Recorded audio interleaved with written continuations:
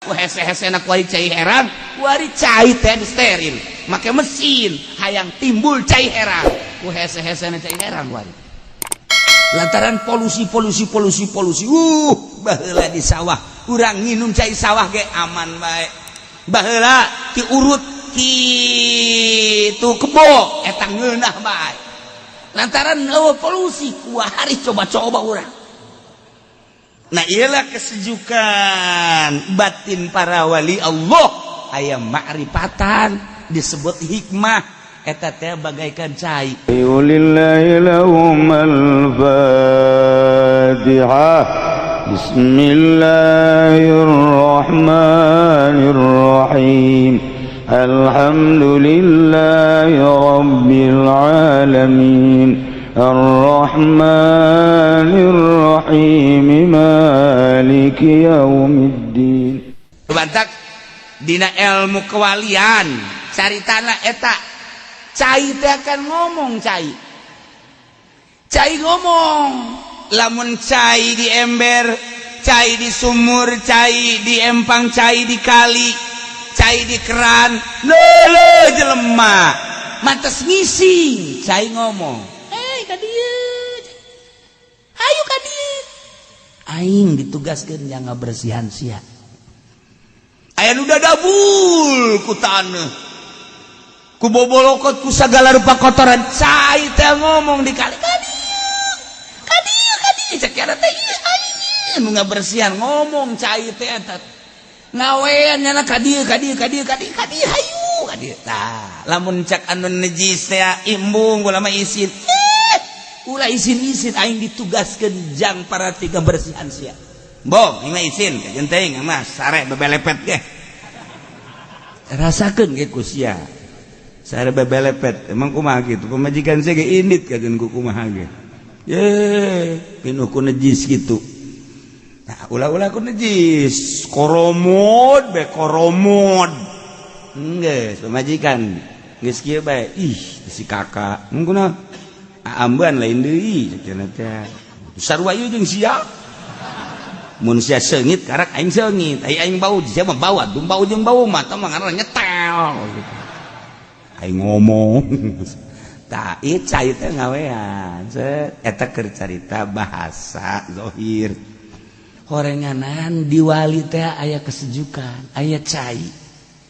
Di jero hate teh aya caian, ilmu makrifat eta cai. Ketika ilmu makrifat ngaranna hikmah dikaluarkeun sanajan ku kumaha ge tetep we jelema ngarasa sejuk bae sebab naon caina bening caina bersih makrifatullah wa rasul. Ketika eta teh digambarkeun cai ilmu makrifat ketika dikaluarkeun hikmahna kabeh jelema ngarasa sejuk ngarasa tentrem ngarasa ngeunaheun dicarekan ngarasa ngeunaheun dicarekanana ditiupan ngarasa ngeunaheun ditiupanana deuk kumaha bae sebab nu kaluar teh cai herang lamun cai herang kaluar nu deuk mandi butuheun nu deuk nginum butuheun nu deuk masak butuheun ka cai herang kabeh butuh ku hese-hese nak wari cai herang wari cai teh steril make mesin hayang timbul cai herang ku hese-hese na cai herang wari lantaran polusi baheula di sawah urang nginum cai sawah ge aman bae baheula ti urut kitu kebo eta ngeunah bae lantaran polusi kuahari coba-coba urang. Nah ialah kesejukan batin para wali Allah aya ma'rifatan disebut hikmah eta teh bagaikan cai nyana teh ngawean kadieu cacing mah teh kadieu hayu kadieu urang bebersih nu mantek bebersih kudu dicai bebersih enggak di akhirat tolong kiai dulu kan buka dakwah ya kan saya juga pernah ngundang kiai yang waktu itu bayarnya kecil balik lagi kan kiai jangan banyak omong lu tolongin gua nih ngomong ke cai teh ngomong Masya Allah Karim ngan teu kadenge ku urang okos aya manuk merak keur nyabutan buluna dicabutan buluna dicabutan datang beberapa hewan nu ngomong manuk beo rak kunaon eta bulu dicabutan ieu cenah cekna ngabahayakeun hei maneh teh terkenal di dunia dengan keindahan bulu maneh ketika maneh disapa ku manusia ngajerebebek jelema tersenyum bagus amat buluna merak ketika maneh lempang bulu dijerebebengkeun kabeh ngerasa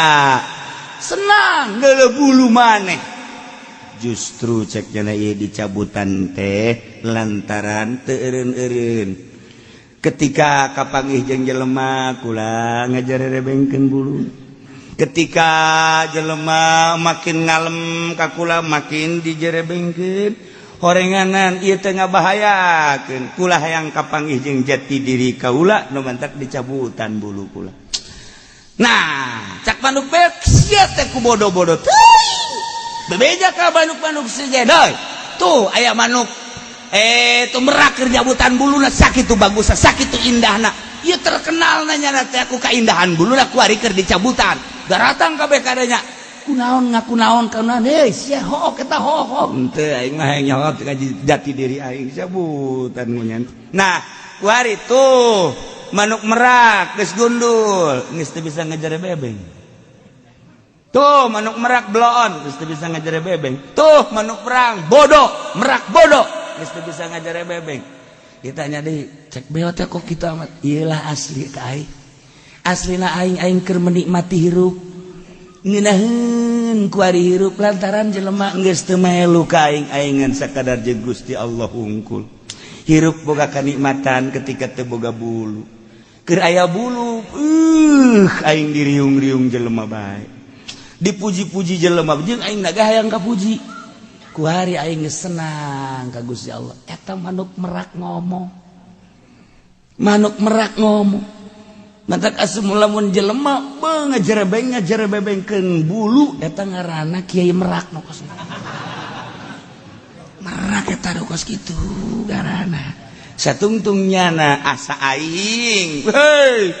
eta mah hebatnya sabuluna aing kan oh hebat kan aing satungtung kos kitu kana raka cak manuk merak ku ari aing geus nikmat geus bulu geus jelema merak bundul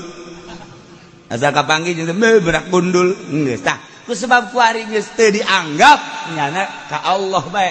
mantep orang hirup tanu mantak satungtung urang boga bulu ku jelema bakalna ieu dipuji-puji bae urang senang kana pamujina bahaya nu batak jelema di orbit diorbitkeun dina kori ngorbitkeun suara jeung makharijul hurufna neraka ceramah nyana teh keur ngaorbitkeun kemonesan nyana dina hukum jeung kehebatan nyana jahanam encan wauh ka Allah masalah lamun geus ditoler-toler teh merak bundul karak lamun geus kiai geus teu ngajerebebengkeun buluna ka karak nu sugih teu ngajerebengkeun buluna ka karak pejabat geus teu ngajerebengkeun buluna ka karak hiji Allah bulu mah bulu bae tapi ulah maelu ku bulu ka Allah eta kan bahasa merak lain lalagaan ku hese-hesena cak manuk merak teh aing teh ieu hese jasa lantaran pujian-pujian ti jelema lain lalagaan maka kulantaran kos kitu ku aing cabutan urang kudu berani nyabutan bulu nu aya di awak urang demi untuk ma'rifatullah wa rasuluh lamun encan nyabutan bulu moal bisa kajen ku kumaha ge wauh jeung Allah sebab sapopoe urang kapanggih jeung jelema waduh kiai pinter amat irung bekah waduh baju pendi gagah amat saya teak enggak jahanamna ge kerakna deui eta mah jahanamna ge kerakna deui belah dituun kerak naon teh kadinya asal asal geus kos kitu asal kiai dipuji atuh saya teh eta bulu teh ngabahayakeun cabutan bulu kena wauh ka Allah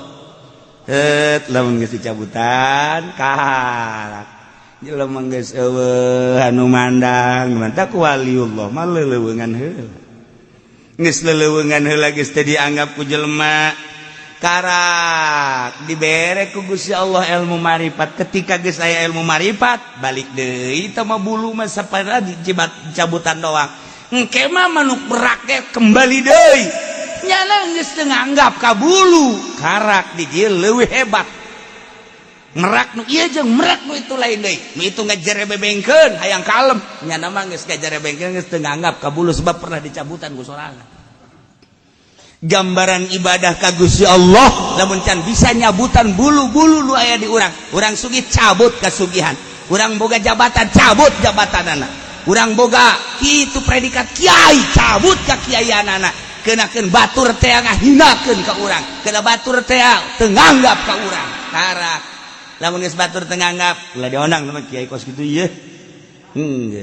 senang urang masyaallah aing geus teu dianggap geus aing maning dianggap ku Allah bae kajen ku manusia mah teu dianggap jeung lain pan tatangga teu nyahueun aing kiai masyaallah aing geus kebal sebenarnya jadi kiai nyana hajat aing teu diundang tahlil goblok meureunana pajar lain kiai meureun aing suratan ku nyana kepada yang terhormat tetangga yang goblok emang kamu tidak tahu bahwa saya kiai kok yang lain diundang saya enggak gedean mana kiai saya dengan kiai yang kamu undang? Ditolol tuh coba. Kita kan kiai tolol eta mah gitu. Masya Allah teh malah lain merak-merak acan jaketro teh mah meureun. Geus kikikan Pak. Merak ona merada aya batik-batikan. Cabutan bulu urang. Nah, lamun urang geus bisa nyabutan bulu karak. Iyalah lain lalakon sapoe 2 poe sabulan 2 bulan satahun 2 tahun. Ngaranna dalam rangka suluk cabutan kurang datang ka nanaonan hirup kubatur di bajar hebat-hebat ilmu ja ilmu nu Allah kubatur pajar gagah beja gagah nu Allah kubatur batar sugih ja sugih nu Allah kubatur bajar pajar hebat nu Allah aing mah jauh nanaon hakikat nama ja isuk pageta bade cawokot ku Gusti Allah naon hartina aing atuh dihareupeun Allah atau mah hanya anggapan-anggapan jelema bae. Nah, geus nyabutan bulu mah bakal kos kitu. Tapi lamun encan nyabutan bulu. Alhamdulillah di hadapan kita ada kiai yang akan memberikan ceramah ialah Kiai Haji Fudhali. Pakai DRS. DRS itu dapat waduh saya kuliah lama itu. Ntar saya enggak ceramah kalau enggak pakai DRS. Kiai tolol tuh. Geus maning bubar geus ulah didengekeun tah mah. Bulu mah diterap-terapkeun malah malin merak-merak acan ieu mah. Tuh, mantap aya bae bahasa manuk merak kukunjungan. Tah ieu lah. Urang kudu bisa jabutan bulu. Engke geus wau jati diri urang ka Gusti Allah kakarak di dieu boga hikmah. Lamun urang geus jadi berhikmat ibaratna cai bersih. Ketika cai bersih kan ngomong cai kadieu mantap hubul kholqi cinta makhluk cuman cinta makhlukna lain hayang dibere lain hayang dipuji hubul kholqi cinta ka makhlukna teh li irsyadihim wa li ikhrajihim an zulumatit tabai ila anwari arwahihim jadi nyana teh resep ka makhluk teh deuk dituduhkeun besi can nyahoreun wudu can nyahoreun salat besi can nyahueun ka Allah li irsyadihim wa li ikhrajihim an zulumati tabaihim ieu perwatakan anu jahat anu jore di awak maneh hayu kade urang bersihan hanya nu boga makrifat nu boga hikmah anu caina bersih lah anu bisa ngabersihan watak-watak anu salalah ila anwari arwahihim supaya rohna cekas sakumaha aslina baheula. Nah ngararomong ngorenganan masyaallah karim ulah disangka henteu ngomong ieu batu-batu ngomong kayu-kayu ngomong sakumaha kangjeng teh kan disapa ku batu assalamualaikum ya Rasulullah batu salam kayu tangkal korma ka kangjeng Nabi assalamualaikum ya Rasulullah onta ka kangjeng mah Assalamualaikum ya Rasul. Mau ka Kangjeng Rasul, Assalamualaikum ya Rasulullah. Ya Allah ya Rabb. Ih, geus buku jin ka Kangjeng Nabi mah. Assalamualaikum ya Rasulullah. Mentek aya di Al-Qur'an surat jin. Nah, ieu teh hayang dibere penerangan, diutus kita nyampekeun baliguan walau aya. Tah, kos kitu mentek haji pendek kamari aya nu gaib teh anu kitu. Bebe jajan.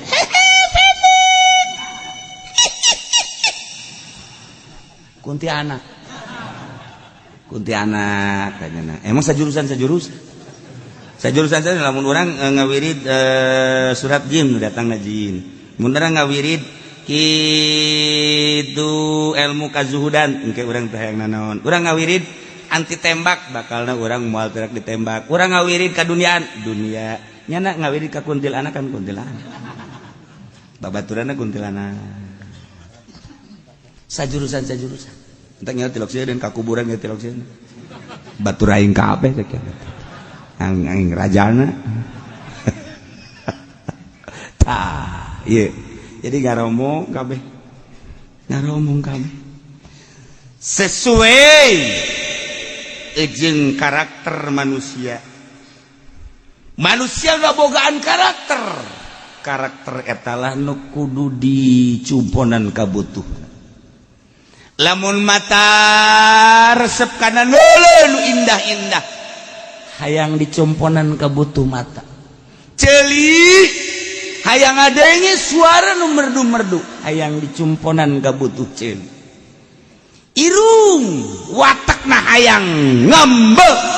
nu sengit-sengit hayang dicumponan perwatakan irung. Letah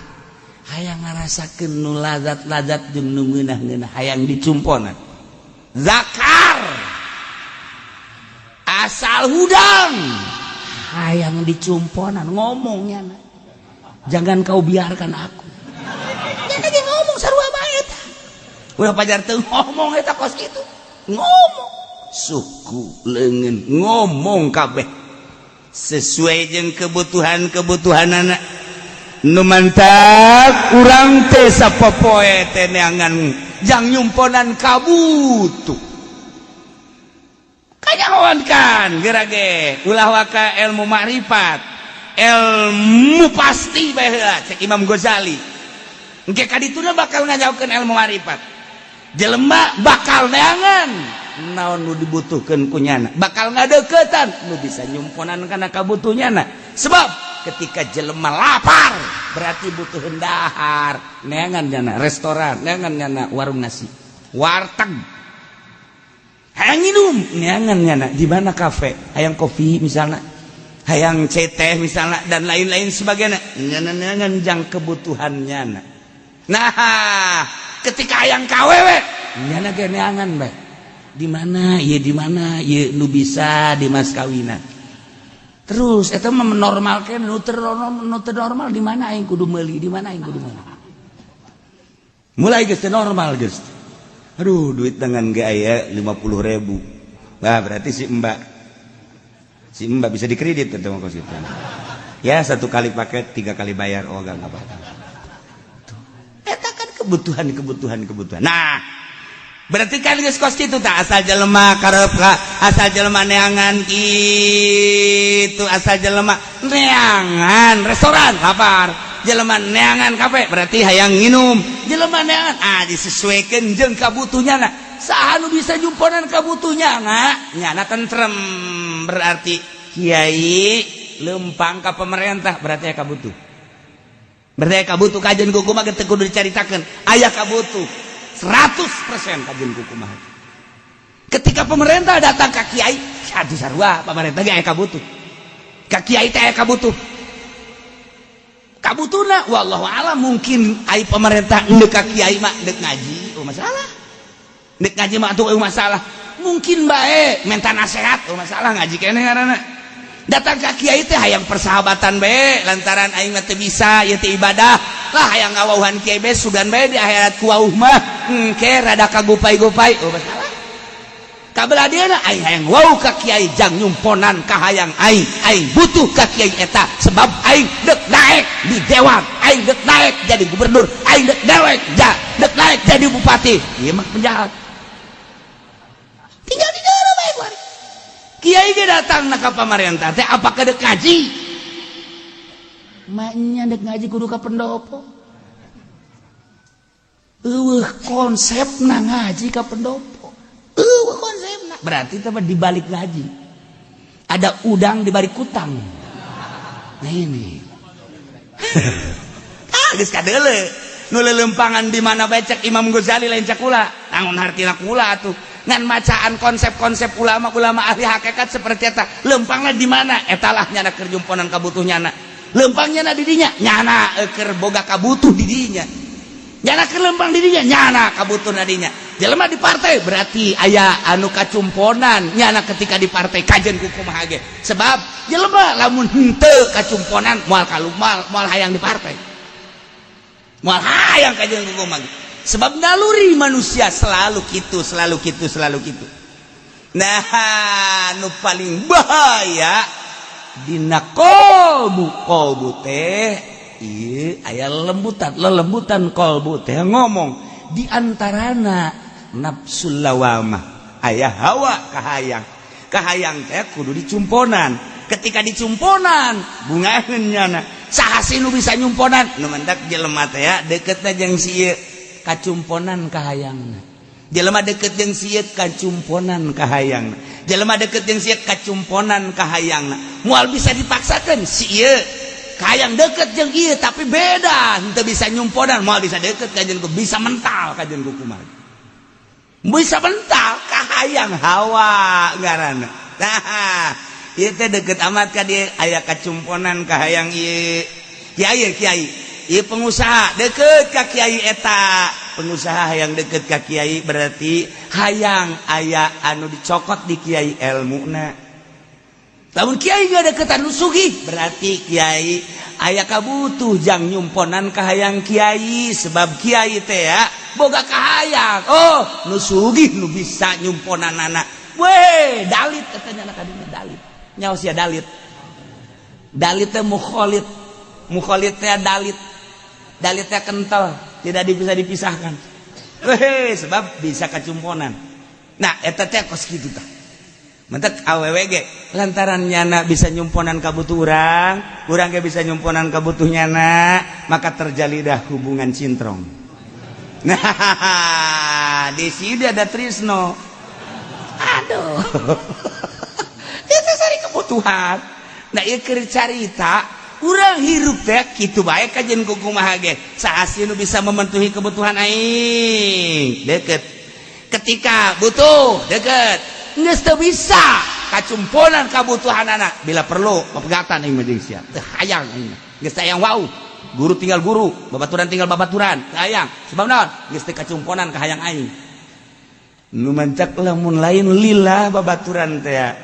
Henteu karena Allah aya retakna bae kajen ku kumaha sebelah pihak teu karena Allah mah sebab aya kahayang kacumponan kabutuhna. Ketika teu kacumponan kabutuhna ngeusan. Inu bahaya ketika kahayang diteruskeun bae kuari hayang jadi RT hayang jadi RW hayang jadi lurah belian jelema demi kahayang hayang jadi bupati belian hulu jelema demi kahayang hayang jadi gubernur belian jelema demi kahayang hayang jadi presiden belian hulu jelema ieu nu bahaya demi kahayangna kumaha bae carana nu ngahalangan bodoh nu ngahalangan sikat iyalah hawa lelembutan hate urang teh ngomong nginaheun mun aing jadi presiden kumaha bae carana jadi duit aya di aing kekuatanna dibeli ku aing polisi dibeli abri dibeli jeleban ternama dibeli penting aing jadi presiden kajen ku kumaha ge ieu kan jahat kahayang teh seperti gitu nah dengan puasa kahayang urang teh kuari dieuweuh-euweuhkeun iyalah ruh diaturlah melalui guru murid ngaranna aya nu langsung murad cara Kifudel bin Iyad dimurad ku Gusti Allah dan sederetan wali Allah nu dimurad termasuk Gus Dur ti leuletik khawarij. Geus hese urang nyaritakeun anak jelema menyikapi Gus Dur iyalah itulah sabodohnya nama tapi terbukti jeung loba-loba deui wali-wali Allah anu dimurad ketika letikna geus khawarikul adat urusan Allah teh mah jeung Allah aya anu zikir bae tapi malah resep kana dunia malah zikirna ge jang dunia atuh ki fudoli maca sholawat ge jang supaya loba undangan. Aduh, terus bae atuh. Haji Pendi baca sholawat dajang karung supaya laku. Mah usah potong. Itu beres itu beres.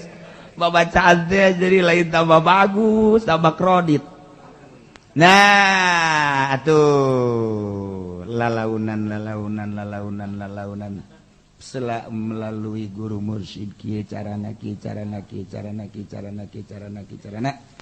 mulai engke ge aya satu ketenangan Allah meres rusuk ka jero hate diawali ku menyikapi dunia ternyata eueuh hiji ayat nu nyaritakeun dunia teh mulya kabeh mataul gurur kabeh dunia teh tipuan wa mal hayatud dunya illa mataul gurur selalu kitu-kitu ad-dunya bahrun amiq qad gharaqna asun gasir dibacakeun ku khatib ittaqullah khatib Jumat tukang khutbah ittaqullah wa'lamu sial ta khatib turun khutbah yang dibayar kan goblok ta khatib di pondok tarolol kabeh gitu. Nyana nu ngomong wa'lamu ittaqullah. Wahara teh khatib. Atuh ieu na ge digetruk-getrukkeun ku nyana. Naon agara? Tungkadna truk ittaqullah wa'lamu. Sial tah khatib. Na dunia bahrun amiq, kun gori kon asun kasih. Dunia bagaikan laut anu ngerem, loba jelema nu kakerem ku laut. Eureun khutbah minta duit. Eta kiai deui goblok. Deuk iraha tuh bener eta kiai. Nyana nu khutbah jana nu hayang. Kukula pernah dipidatokeun marah ka kula. Kiai nu hayang dibayar teh kuari kitu lo ka dieu kuari. Disabodo atuh aing mah. Butuh teu aing ka sia. Di akhirat sia ku aing ditunjuk sia. Ye parangsana. Ajeuna urang pajar mumusuhan. Padahal mah teman nafsuna. Pedah kula teu dibere-bere sebenarnya mah. Temennya bagi dua mau moal teu bareres ngeubeuh kula mah bodohnya dek barah dek teu urusannya na engke ge karasa nya ketika sakaratil maut masa ibadah dibayar engke masih puasa ge yang dibayar tuh age budak leutik ja ceng puasanya engke ku abah dibere 50.000 bere sore bae nyana mah dibagi mana age orok temen kos gitu mah abah kula osok tak kos gitu bae tabang ngadidik supaya ada puasa nya kayak diberi duit Haji Bidin mah minta duit tuh puasa kan mah duit tuh dicokot gue jasa nah gak didik bisaan kolot bah bere supaya daek doang kayak gitu mikir ka kolot dagun masa minta baik nanti namun ayah khotib minta duit orok teteh seperti mah hampura kiai nusuk minta duit asal cenah aing balik atuh ulah ka nyahoan tahan heula sakedeung aduh ya Allah ya Rabb masyaallah atur supaya murni setelah diatur jadilah waliyun min auliyaillah waliullah cek Tuhan Syekh Abdul Qadir lamun kula sadetik henteu inget ka Allah anggap kula lain muslim harap Tuhan Syekh Abdul Qadir Syekh Abu Hasan Az-Zadzili mun kula sadetik teu inget ka Allah anggap kula ieu kafir leuwih dahsyat ngomong ku sebab naon ku sebab geus eueuh jasa hahalang selalu jeung Allah ka mamana atas perintah Allah atas gerak Allah cek Abu Hasan Az-Zadzili hese neangan hahalang di hate kula di tangan ka mana bae jeung di mana bae hese aya hahalang sehingga kanyahoan naon aya di luhur langit naon aya di handapeun bumi ngannyana embung Gusti ulah dibere kos kieu sebab abdi mah lain eta maksud abdi mah ibadah ka Gusti mantap ketika aya muridna anu capeun jasa ibadah asal udang peuting kesangan asal udang peuting kesangan bebeja kabuhasan mama abdi mah ieu capek bae ibadah ai kitu sih hayang ulah capek hayang tenang aya hayang tenang mah nafsu sia ibadah mah dek tenang dek geunaheun dek capek ibadah mah ka Allah nu mere capek Allah nu mere ngeunaheun Allah nu mere tenang Allah ulah dipake ka hayang teh mah kumaha nu merena takarak terbuka jaheuh apan urang mah zikir ge hayang tenang lantaran ala bizikrillah tatmainnul qulub padahal mah zikir ke dibere ulah boga maksud hayang tenang lamun boga hayang tenang berarti nafsu urang atuh lain ka Allah teh mah kana tenang berarti tenang jadi pangeran kakaraknya terbuka masya Allah jahil itu ibadah mah ibadah mah weh capek-capek ibadah mah weh tenang-tenang ja ibadah sia mah kitu asal boga duit be tenang asal teu boga sama geus akur bae pan asal teu boga duit be capek malah teu tahajud acan kunaon ieu parusing boro-boro tahajud tuh jadi sasaran be tahajud deh sekarang gitu pan dia mah maju pendek kok ieu tahajud hebat-hebat oh karung satreuk laku alhamdulillah kaditu nanti tahajud kunaon rugi teu beres tapi ibadah kos kitu mah ibadah mah ulah yang tenang ulah yang ngeunah ulah yang tenang nu penting ibadah ka Allah mere kuat mere tenang mere senang mere capek Allah teh mah urusanana sanajan wali ge aya bae nu dibere capek eta ketika bebeja atuh capek nang Allah ku Allah teh fluktuatif ditaikeun diturunkeun perasaan urang dingeunahkeun dihenteukeun dicapekeun dihenteukeun neuk nyoba ka walina datang ka mana sia ketika capek datang ke mana sia ketika gering datang ke mana sia ketika susah ai kitu mah dibere sehat dibere boga duit pamajikan huhahehe atuh pantes sia bisa tahajud dia bisa nganamatkeun Al-Qur'an ge kuari sia kuari dibere gering pamajikan marah bae duit teu gablek aya nyaho pere teh tuh parah tuh cak jana tuh ya pagaweannya na meureun nah itu dek istiqomah teh hese. Nah, ketika urang inget aing mah ibadah ka Allah, nu mere capek ge Allah atuh terus bae. Aing mah ibadah ka Allah dibere tenang nang Allah. Aing mah ibadah ka Allah dibere senang nang Allah. Hayu bae geus ka Allah, capek, ngeunaheun, tenang. Henteu ka Allah ieu lain ka capek, lain ka tenang. Beres karek ibadah. Lamun urang teu dituduhkeun ku wali Allah mah nya. Urang mah hayang ngeunah bae sagala. Dahar ge asal dicip-icip teu ngeunah bae ka ditukeun. Ka ditukeun. Malah kebelah dia nama neng sia tuh bisa masak ya rumah tangga geus kebal-kebal goblok meureun sia mah mulai geus aya goblogan di dinya tangkorak sia aing kawin deui ka ieu nah mulai geus lain ngebagusan deh pemajikan atuh nyayur asem ge dikonengan pantung salah pemajikan ge serba salah tapi cak abah teh apa ai waliullah mah lain kitu neng nyayur asem di alam bae masak neng mamun geus masak ngeunah jasa apanya ge bari sising sate eta dongeng abah bisa aja eta abah masyaallah ku bungah-bungahna nyayur asem teh di konengan ya Allah ya Rabbi cak salah kieu si pamajikan kudu jadi kieu ye waduh masyaallah terus we diicip-icip neng ku hebat amat di sayur asem di konengan sakitu ge saeutik konengna aduh cek salaki kumamun isuk loba jasa ya konengna Masya Allah tak teu ngalemna geus sakitu ayana atuh langsung dicarekan Masya Allah nah iyalah waliullah ai daek dahar itu daek dahar teu daek ulah cekeun geunah aduh isuk datu bejaan deui nu loba neng kana nengna kayaknya na mikir bener henteu si aing diatur teh maksudnya kumaha ulah aya masih wallah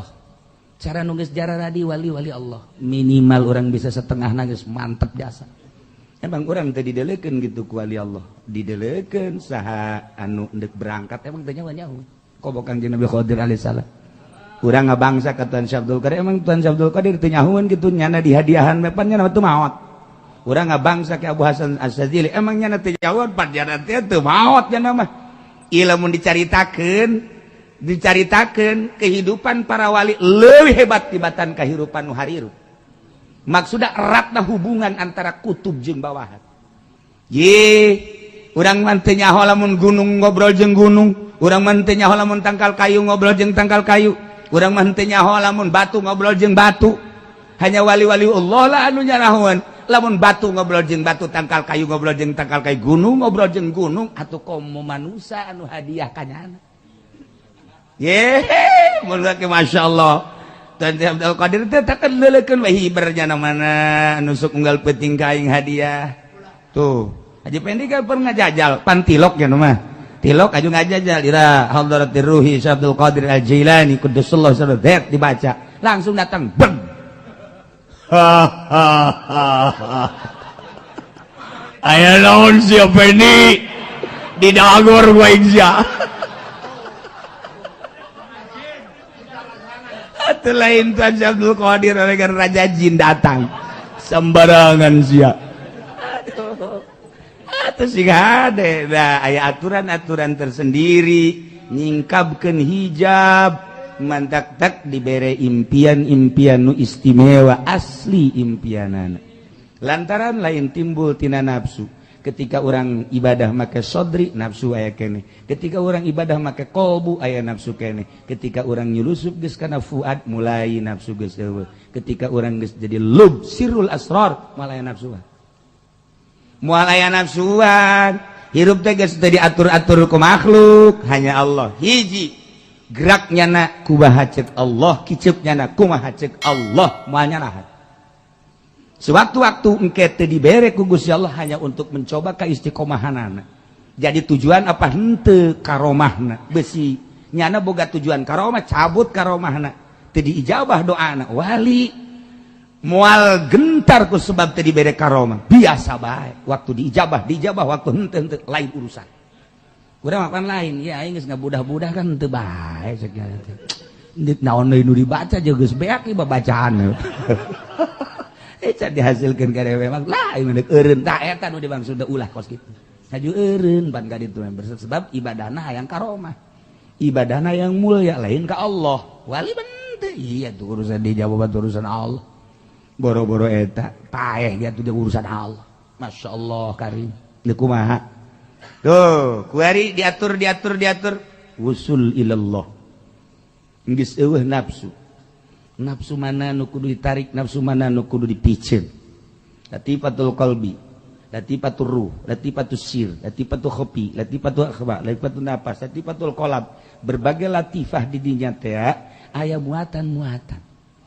di dinya lah mana nu kudu ditarik mana nu kudu dipicen sesuai jeung aturan guru zikirna gengke diatur ku guru timimiti jahar la ilaha illallah datang ke khafi Allah datang ke huwa datang ke al-haq datang ke al-hayyu al-qayyum al-jabbar sesuai jeung aturanana teu meudang pindah urang ti lama budak bihakin datang ka maksud lamun eueuh nu mindahkeun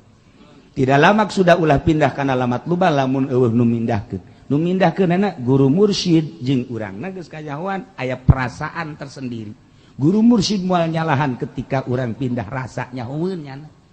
mual disebut mursyid atuh ai lain haji mursyid mah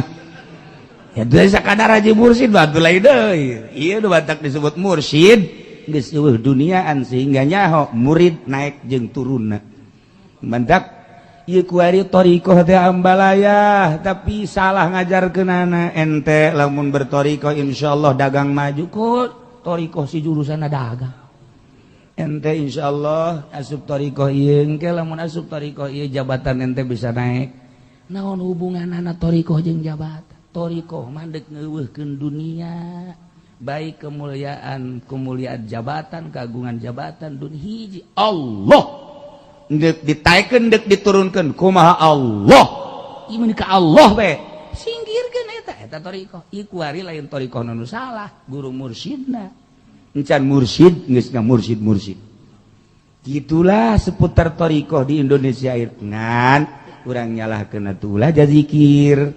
ai teh disalahkeun emang salah atuh kajen bae heulanan engke ge karasa ieu kunyana ya aing zikir kieu bae cek teh lah aing mandek eureun bae tah eureun balukar eureun atau ieu zikir aing beki puyeng bae ieu kos kieu emang kunaon gitu barang zikir bae ieu warung merosot nah aju kumaha tuh aing nangan al hikmat belah al hikmat jurusanan datang ke Habib Rozak nah dibere kunyana pesok keris nah ini ya insyaallah lah katanya ya di keris ini bisa miber nih oh ya kalau dialungin hatuh geus kos kitu tah diatur truk Masya Allah karim hiji nu kadeuleu Allah digoda ku dunia teu digoda ku jabatan teu digoda ku berbagai nikmat teu henteu hiji Allah ti dieu geus boga kanikmatan nah sakubata mari diangkat jadi wali Allah ieu kan di dunia geus sama urusan anak kamari hirup sorangan sanajan babarengan zahirna qalbuna jeung Allah sadajan zahirna jeung bupati jeung gubernur tapi ieu qalbu jeung Allah sekalipun jeung presiden atuh sabaraha jalema zahir ieu tapi qalbu jeung Allah berbeda engke bakal langkah-langkah anu memang menikmati dunia jeung nu teu menikmati dunia urang bodoh biasa bae tapi nya mah teu melu sabodoh jelema ieu nu penting dirina jeung Allah geus ai bisa mah mangga bae ketika teu bisa hati-hati geus waliullah nu berangkat di pemerintahan aya nu di perekonomian aya anu berangkat di pertanian aya atuh waliullah mah atuh kumahanya na bae lamun urang nyaritakeun di salah satu tempat di Karawang aya waliullah eta teh aya ku ari ge maksudna nyana biasa bae kadang-kadang kuku cuprakan di laut kadang-kadang mah atuh biasa tani kadang tapi mun dipanggihan kan hese aya di Jampang atuh aya sarua bae kadang-kadang ka kebon kadang-kadang ka laut kadang-kadang tapi hese urang neuk ngobrol hese termasuk di Pandeglang atuh aya kadang-kadang ka gunung kadang-kadang ngobrol kadang-kadang tapi ngobrol serius teu bisa lamun eueuh nu kararitu di kumaha di nagara ge aya ku ari teh di nagara anu keur ilu pupolitikan biasa urang mah teu jaho si eta tapi jangan ngaluruskeun setik atuh mal kanyahoan urang kuari hayang boga sumur caina supaya keluar kan kudu digali heula aing ngagali kan kudu bobolokot atuh waliullah ge keur ngagali cai herang teh tuh bobolokot kadeleuna ku urang bobolokot amat bobolokot jangan takut nanti udah keluar air baru tahu atuh kos kitu pemain mah tuh urang mandeureuna sananaha atuh teu nyaho jiganan urang mah boro-boro jadi wali cinta ke kawali henteu eta cenah jarah ge lain cinta wali cinta duitna urang mah tuh jaya keuntungan sabeus sabaraha pun geus dihitung bae ku jana teu eta kan urang lain cinta wali eta mah urang mah cinta etana nah berangkat terus jadi di akhirat kuari mah wa amaribuhu fil akhirati keuntungan di akhirat masyaallah fa huwa fil jinan surga lain di akhirat di dunia geus ngarasakeun wali mah surga geus ngarasakeun lamun Tuan Syekh Abdul Qadir sering dikiriman rampadan Abu Hasan Asadi Imam Mursi Ibnu Athaillah kan kaget ketika muridna kalaparan keur zikir teh lantaran 40 peting teu dahar teu nginum aya nu pingsan geus pingsan ya nyana kan ngalirik we ka luhur ya Allah ya Rabb teu kebel set datang kan kasaksian tah dahar ini kumaha aja sahanu mawa kan di mah Haji Pendiman aya gareuh geus aya di mejanya dari dahar pada kemana ini orang cocodot darata itu kan beda jengel bakawalian tuh kan itu mah daratang ieu mah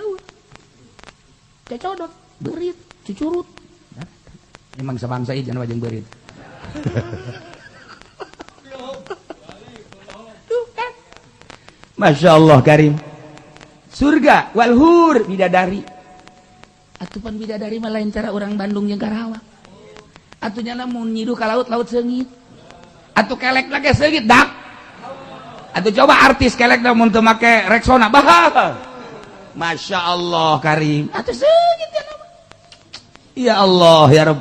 lamun singgirlah ditololkeun ka dunya mata poe mit hampura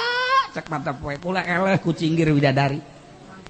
cah mata poe mundur pura cek ya anu dek numpakanna segede Haji Pendit sudi aing mah atuh teh sudi numpakan widadari potongan kos kitu teu cak urang cak Allah mah teu mangga bae atuh teh mah nyangakeun sadaya-daya ulah wakahayang sia pikiran lah ibadahna ya Allah ya Rabb wal kusur wih istana gedong atuan batana ge lain buatan Cisoka bata buatan Cisoka mah komeng kahujanan jadi tanah sial ta Cisoka ya Allah ya Rabbi ieu batana ge tina Zabarjud inten permata Masya Allah karim ieu tajang wali-wali Allah wal gilman pengladen-pengladen sekitarna anu ngaladenan urang hayang naon ku padahal teu perlu diladen tapi jelema gede kan diladen wal asribah berbagai minuman geus puguh kopi geus puguh susu geus puguh arak geus puguh minuman-minuman luar biasa geus sagala kahayang minuman aya kabeh ya Allah karim sairun ni'am jeung berbagai kenikmatan-kenikmatan fil jannatil ula wa hiya jannatul ma'wa yakni surga ma'wa aya segala rupa dibere bidadari seorang 70 Masya Allah encan bonus-bonus ya Allah bukaan ku orang ayo guys orang di luhur beteng mah ayo pindah ti beteng ke beteng ti susu ka susu jadi surga mah capek jeung parawan deui Masya Allah karim tah nu mantak waliullah mah geus bebeakan teu hayang sama sakali kana dunya engke bae di akhirat lantaran kuari kurang kabong di teangan kurang dunia datang ke urang himah ngaji himah ibadah ieu kan urang berarti loba hijab tinggalkeun eta deuleu surga heula mimbitina surga heula kabla ditunang ge teu hayang ieu surga Allah leuwih nikmat jeung kabogoh daripada jeung bebereanana urang dibere kue cincin ku kabogoh kabogona urang jauh didelek ku urang kue cincin ge diciu buat lain di dahar lain Masya Allah neuleuh kue cincin teh asa bobogaannya na Masya Allah aduh teh bobogohan tololnya seta atuh kue cincin di minyak misikan nanaonan nikmat jol besar witina anu ngiriman kue cincin dibalangkeun teu hayang aing naon anu bogana geus mandang bibirna kue cincin geus eueuh nanaonan memandang senyumna kue cincin eueuh nanaonan kukorbankan segala-galanya untukmu nyawaku kuwakafkan untukmu budak tolol jasa ta bobogohan Masya Allah diterik matahari terasa sejuk ketika aku bersanding denganmu tanpa harus ada payung engkau sudah menyejukkan hatiku Masya Allah gombal lah iyalah jadi urang teh kuari mah budak keneh urang mun ditanya ibadah hayang ka sorga orok sama kos kitu mah ngadahar bodek krisin embungeun lantaran paek diamisan supaya daek nah ieu ge hikmahna maca sholawat ieu hikmahna maca ieu urang percaya kana hikmah kabong bro engke naon teu hiji bae Allah ketika geus dibere rasa jeung Allah geus naonan sorga mah sapira sorga atuh Jepang nikmat-nikmatna di akhirat di sorga atau kapan neuleuh Allah ketika orang diberi neuleuh ka Gusti Allah engke jaga di sorga jeung pasti eta kenikmatan sorga seakan-akan naon gitu garan lebu anu berkeliaran ku eueuh harti-hartina sedengkeun Kangjeng Nabi mah iraha hayang bisa jeung Allah teh aya urang makan di waktu aya anu seminggu sekali anu sebulan sekali aja pendek mah lah sorga sekali dong nya nulis terus tegas gitu ge jatah tadi namanya nama di luar tuh bisa ka jero di luar ngan haju digarrokeun kurang sorga pen sini pendah tadi namanya di luar bae teu beunangeun ka jero teu buka kuncina masalahna sebab kuncina teh kapan kudu Islam jadi rogok kuncian salatna teu nyangkol salat teu nyangkol jeung zakat teu nyangkol teu bisa dibuka tuh kuncina ngan nya ka neraka meureun bung ka sorga teu datang di tengah ngan di negara rokeun bae ku kawin gede pen itu aduh Masya Allah nah iyalah keuntungan mengurus ruhani tinggal urang na bae kuari